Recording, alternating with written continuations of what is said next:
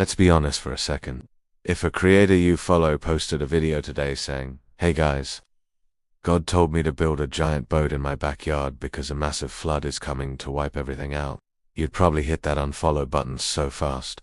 But that's pretty much how one of the most famous stories in history begins. This is the story of Noah's Ark and the Great Flood, a story about having faith, being obedient, and trusting God when everyone else thinks you've completely lost your mind.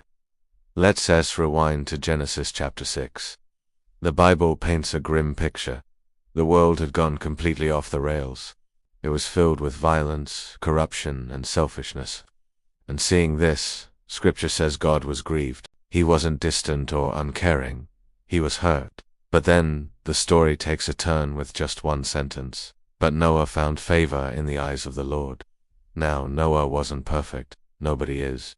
But he was faithful. He made a choice to walk with God when pretty much no one else would. So, God comes to Noah with a warning and a wild plan. A flood is coming to reset the world.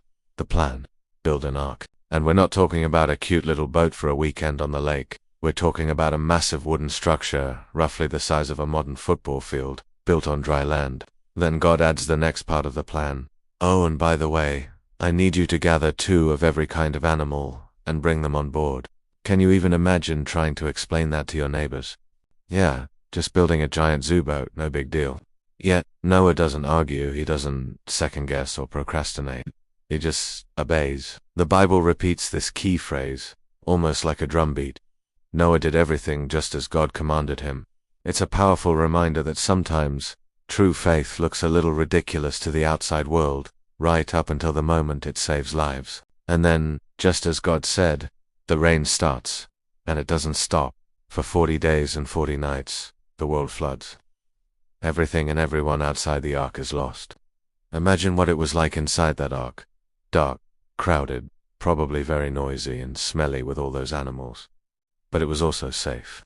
Not because the boat itself was so special, but because God was faithful to his promise. This story isn't just about judgment. It's a profound story about mercy. In the middle of chaos, God always provides a way through. After months, the waters finally recede. Noah and his family step out onto dry land. And the very first thing he does isn't celebrate or start building a new house. He worships. He builds an altar and gives thanks to God. In response, God makes a covenant, a solemn promise. Never again will he destroy the entire earth with a flood.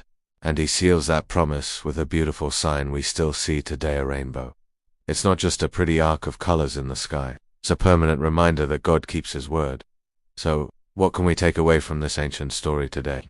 Sometimes, trusting God means obeying before you have all the answers. Sometimes your faith will look strange or even foolish to the world around you. But God is always faithful, especially when the storms of life hit. He provides a way through. And that's a promise, and a story. It's still worth remembering.